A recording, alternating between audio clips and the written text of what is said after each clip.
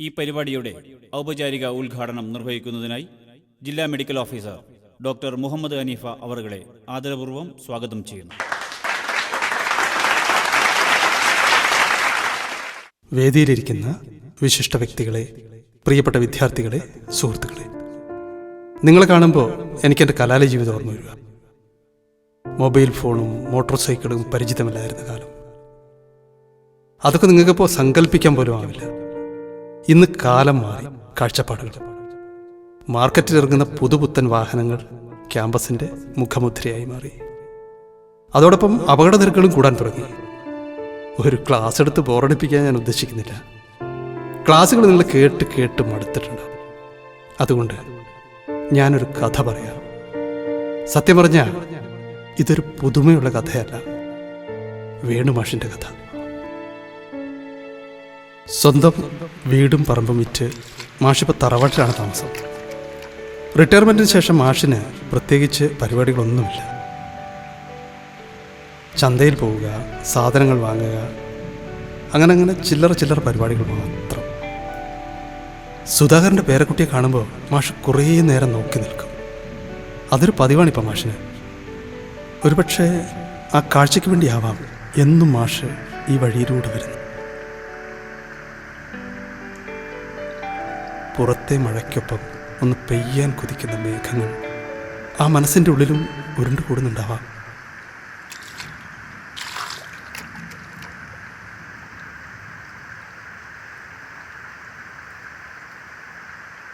സരോ,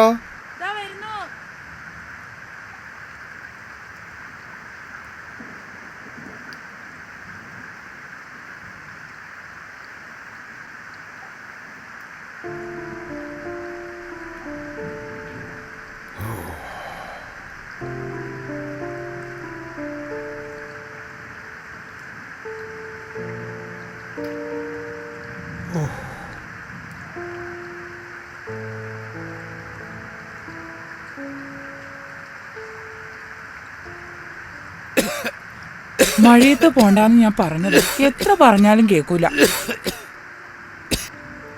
ഇന്ന് പോസ്റ്റ്മാൻ വന്നിരുന്നു. എന്ത് കത്തുണ്ടായിരുന്നോ? ഒരു രജിസ്റ്റേർഡ് ഉണ്ടായിരുന്നു, ഞാൻ ഒപ്പിട്ട് വാങ്ങിച്ചു. എന്ത് രജിസ്റ്റർ? ചെക്കാന്നാ പറഞ്ഞത്, ഇൻഷുറൻസിന്റെ. നമ്മുടെ മോന്റെ മിഴിനീരിലലിയുന്ന വിരഹം, ചുടുകാറ്റിലുരുകുന്ന വിരഹം, ഇരവിൻ്റെ ഇരുളിൽ കനവിൻ്റെ നോവിൽ നീണമായി കിനിയുന്ന വിരഹം, നീണമായി കിനിയുന്ന വിരഹം.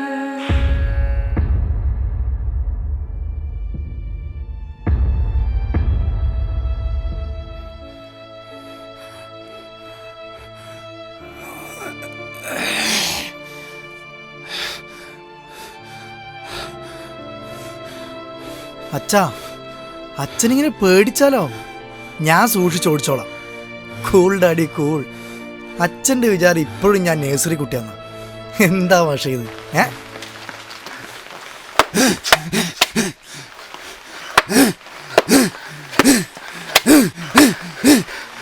എന്താ മാഷ ഇത്? ആറ്റുനോറ്റുണ്ടായ മോനോ പോയി, ഇനി മാഷം പോവാൻ നോക്കാണോ? ഇല്ല മാഷെ, അവൻ എങ്ങും പോയിട്ടില്ല, നമ്മുടെ അടുത്ത് തന്നെ ഉണ്ട്.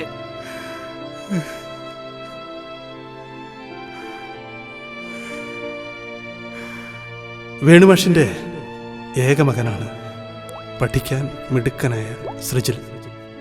അവൻ എഞ്ചിനീയറിംഗ് 2ാം സെമസ്റ്റർ പഠിക്കുന്ന കാലം.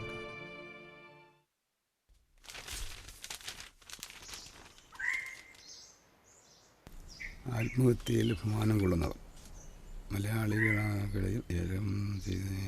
ചർച്ച ചെയ്യാനുള്ള ഒരു വിഷയമാണ് നമ്മുടെ അയൽവാസിക്കാരെ തമിഴ്നാട്ടിലെ രാഷ്ട്രീയ ആത്മഹത്യ. അച്ഛാ, പൊതുജനം എന്തൊന്നും മിണ്ടാത്തേ?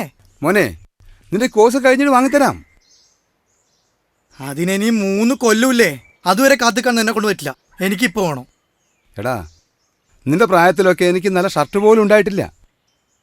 ഓ തുടങ്ങി പഴങ്കഥ പറച്ചല്. എനിക്കിതൊന്നും കേൾക്കണ്ട. എനിക്ക് ബൈക്ക് കിട്ടിയേ തീരൂ. എൻ്റെ ക്ലാസ്സിൽ ഒരു ബൈക്ക് പോലും ഇല്ലാത്ത ഒരേ ഒരാൾ ഞാനാ. അതിലെനിക്ക് നടക്കേണ്ടത്.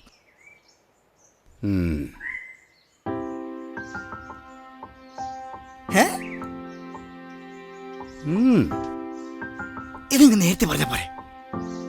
അമ്മേ, അച്ഛനെ നല്ലൊരു ചായ കൊടുക്ക്. ബൈക്ക് വാങ്ങിക്കൊടുക്കാൻ നിങ്ങൾ തീരുമാനിച്ചു അല്ലേ? വേറെ വഴിയില്ലടോ. നമ്മുടെ തീരുമാനങ്ങൾക്കൊന്നും ഒരു വിലയില്ലടോ.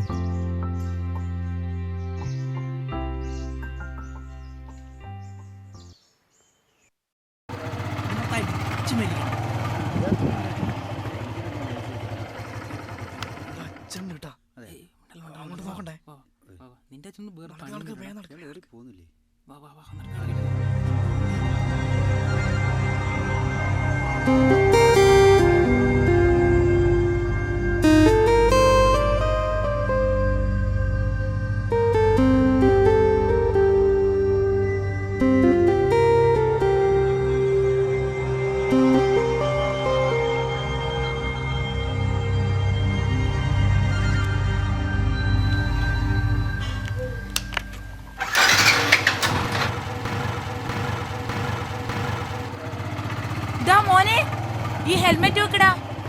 ഹെൽമെറ്റ് ഒന്നും വേണ്ടമ്മേ, ഞാൻ വേഗം പോയിട്ട് വരാം. ഒരുപാട് കുട്ടികളെ നേർവഴിക്ക് നയിച്ച ആ മാതൃകാ അധ്യാപകന് പിഴച്ച നന്നായിരുന്നു. എല്ലാത്തിൻ്റെയും തുടക്കം അവിടെ നിന്നായിരുന്നു.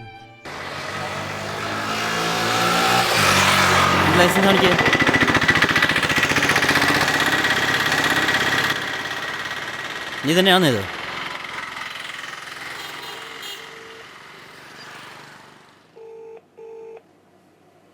ഹലോ ഹലോ, വേണുമാഷല്ലേ? അതെ. പോലീസ് സ്റ്റേഷനിൽ നിന്നാണ്. ഓ, എന്താ സാർ? പുതിയ ബൈക്ക് എടുത്ത് അങ്ങോട്ടും ഇങ്ങോട്ടും ഇങ്ങനെ ഓവർ സ്പീഡിൽ ഓടിച്ചു പോകുന്നുണ്ട്. കൈ കാണിച്ച് നിർത്തിയിട്ടില്ല. ആ, ശ്രദ്ധിക്കണം കേട്ടോ. നിങ്ങൾ മാഷല്ലേ, എനിക്ക് പറഞ്ഞു കൊടുക്കണം കേട്ടോ കുട്ടികൾക്കെല്ലാം. ഭയങ്കര സ്പീഡിൽ ഓടിക്കുന്നുണ്ട് സാർ, ഞാൻ പറയാം സാർ അവനോട്. ഞാൻ നിങ്ങളെ അറിയുന്നോണ്ട് വിളിക്കുന്നത്. ഇപ്രാവശ്യം ക്ഷമിക്കൂ സാറേ. ആ, ഇനി വിളിയൊന്നും ഉണ്ടാവില്ല. ഇല്ലില്ല, ഞാൻ കുട്ടിയല്ലേ. അപ്പൊ നിങ്ങളൊന്ന് പറഞ്ഞു കൊടുത്തേ വേണ്ട പോലെ. ആയിക്കോട്ടെ സാർ. ഇനി ആവർത്തിക്കാൻ ഇല്ലില്ല, എന്നാ ശരി. ഞാൻ പറയാം. ആ, ഓക്കെ. നന്ദി സാർ. ആ, ഓക്കെ.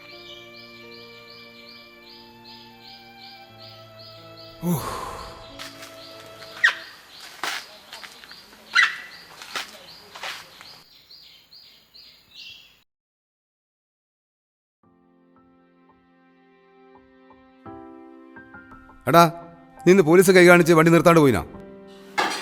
ഇല്ല. ആര് പറഞ്ഞു? എസ് ഐനെ വിളിച്ചിരുന്നല്ലോ. ഞാൻ ഇന്നൊരു പോലീസ് സ്റ്റേഷൻ കയറിയിട്ടില്ല. നിന്റെ പേര് പറഞ്ഞ് ഞാൻ സ്റ്റേഷനിൽ കയറേണ്ടി വരുവാ? മോനെ, കഴിച്ചിട്ട് പോടാ. മതിയമ്മേ, വാര നിറഞ്ഞ്. നിങ്ങൾ ഈ ചെക്കൻ ഭക്ഷണം കഴിക്കുന്ന സമയത്ത് തന്നെ എന്തിനു പറയാൻ നിൽക്കുന്നേ?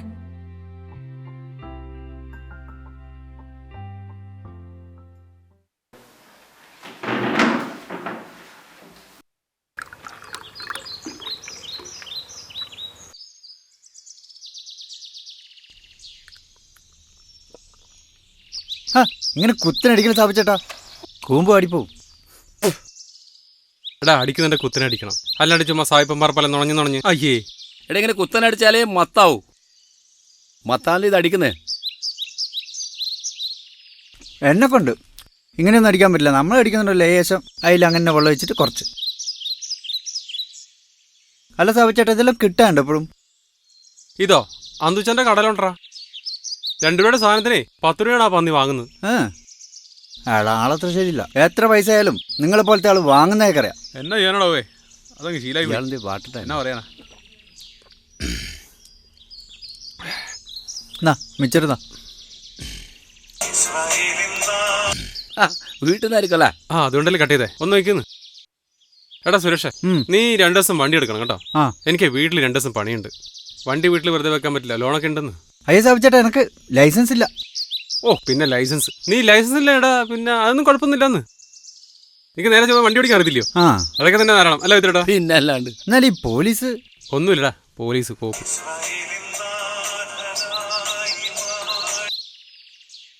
ആ, പറയടി. ആണോ? നല്ല പനിയുണ്ടോ? ആ, ഞാൻ വരാം. എന്താ സ്ഥാപിച്ചേട്ടാ? പിന്നെ കൊച്ചിനെ പനിയാ. ഞാനെന്നേ പോയിട്ട് വരാം. നീ വിട് ആയി. കേട്ടോ? ഹോസ്പിറ്റലിൽ പോയിട്ട് വാ. ശരി. ശ്രദ്ധിക്കണം വണ്ടി എടുക്കുമ്പോൾ. ഒന്നു പടാ, ഞാനിപ്പോൾ ഇത് ആദ്യമായിട്ട് എടുക്കുന്ന പോലെയാണല്ലോ എൻ്റെ ഓർത്തിൽ. നോക്കണേ വണ്ടി ശ്രദ്ധിച്ചു പോകണം. കുഴപ്പമൊന്നുമില്ലെന്ന്. അല്ല നിങ്ങൾക്ക് നല്ല മത്തുണ്ട്. നീ പോടാ എടുക്കാം. ആ പഴുത്തട്ടാ ഇതെല്ലാം എടുക്ക്. നോക്കി ഓടിക്കണേ. ആ പഴുത്തട്ടാ, പിന്നെ നടക്കണം. ഓക്കെ. ബാക്കിയിൽ നമുക്ക് കാട്ടിൽ കൊണ്ടിട്ട് അടിക്കാം. അയാളിന് ഷെയർ എന്തിരുന്ന് തോന്നുന്നു. വേടാ.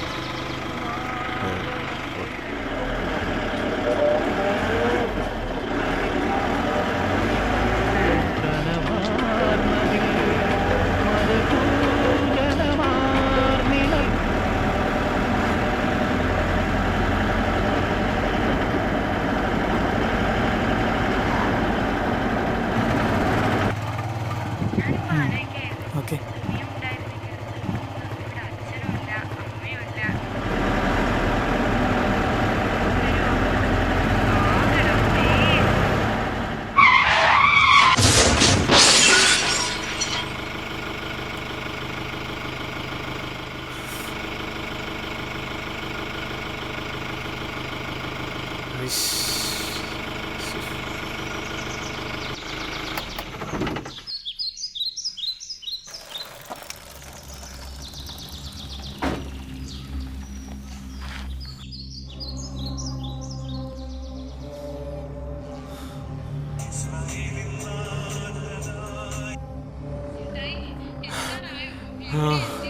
ഞാൻ പരിപാടി.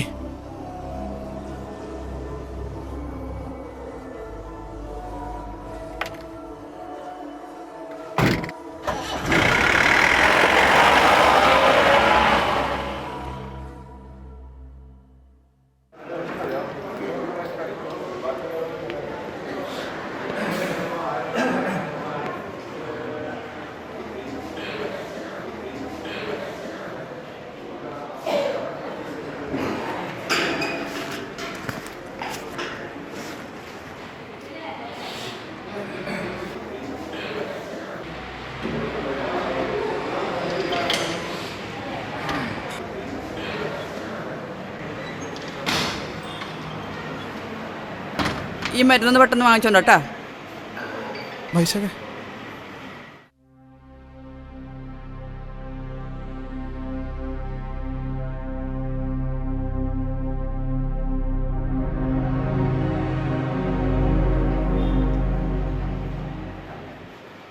എന്ത് പറ്റിയടാ?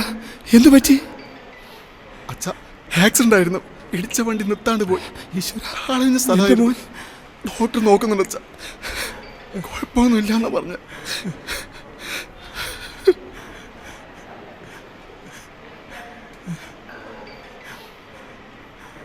അവനൊന്നും ആയിട്ടുണ്ടല്ലോ പക്ഷേ, പേടിക്കണ്ട.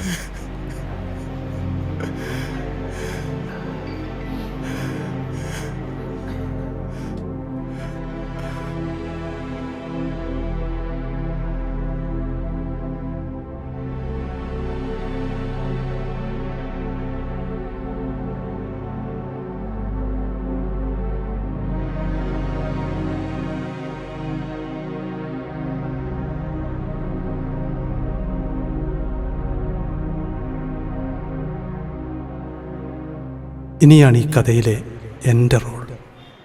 ഒഴിവാക്കാനാവാത്ത രംഗപ്രവേശം. മാഷ് അപ്പുറത്തുണ്ട്.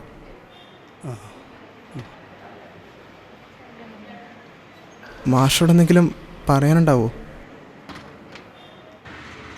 ഹലോ ആമേ. ആ ഓക്കെ, നാളെ ഡിസ്ചാർജ് ആക്കുന്നു പറഞ്ഞു കേട്ടാ. ഓക്കെ.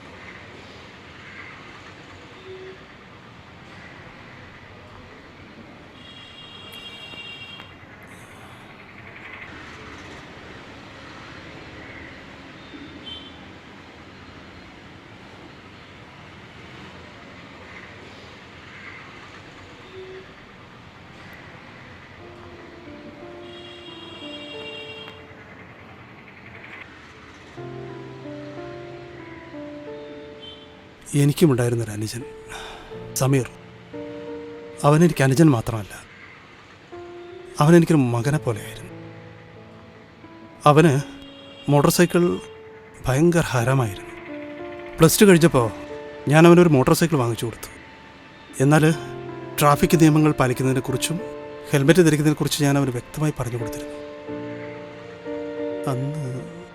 അന്നൊരു ഞായറാഴ്ച എൻ്റെ അടുത്ത് കളിച്ച് ചിരിച്ച് തമാശ പറഞ്ഞു പോയതവൻ.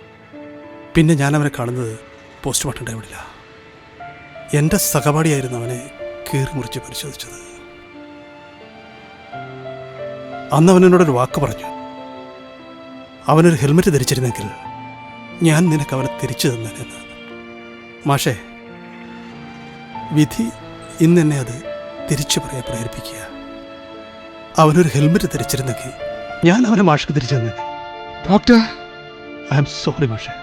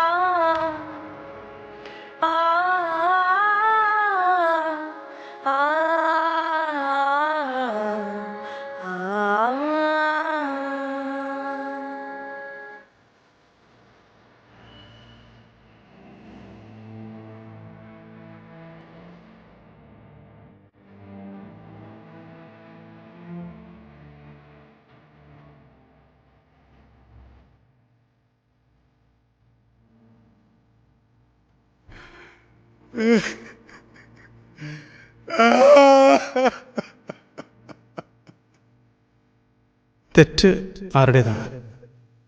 മദ്യപിച്ച് വാഹനമോടിച്ച ആ ഡ്രൈവറുടേതോ, അതോ ഹെൽമെറ്റ് ഇടാതെ മൊബൈലിൽ സംസാരിച്ച് ബൈക്ക് ഓടിച്ച ആ ചെറുപ്പക്കാരുടേതോ? തെറ്റാരുടേതായാലും വിലപ്പെട്ട ഒരു ജീവൻ പൊലിഞ്ഞു എന്നതാണ് സത്യം. നഷ്ടപ്പെട്ട മക്കളെ ഓർത്ത് ജീവിതകാലം മുഴുവൻ വേദന തിന്ന് ജീവിക്കുന്ന മാതാപിതാക്കളുടെ ലോകമാണിത്. ട്രാഫിക് നിയമങ്ങൾ തെറ്റിച്ചാലുള്ള ശിക്ഷയെക്കുറിച്ച് മറ്റുദ്യോഗസ്ഥർ നിങ്ങളോട് പറഞ്ഞു കഴിഞ്ഞു. ആസ് എ ഡോക്ടർ എനിക്ക് പറയാനുള്ളത്, ട്രാഫിക് നിയമങ്ങൾ ലംഘിക്കുമ്പോൾ നിങ്ങളെ സ്നേഹിക്കുന്നവരെ ഓർക്കുക. അവരുടെ സ്നേഹത്തിന് പകരം കൊടുക്കേണ്ടത് കണ്ണീരോ സ്നേഹമോ? തീരുമാനം നിങ്ങളുടേതാണ്. Obey traffic rules. ഏതായാലും ഇത്രയും നേരം എന്നെ ശ്രമിച്ച നിങ്ങളോട് ഒത്തിരി നന്ദി. നമസ്കാരം.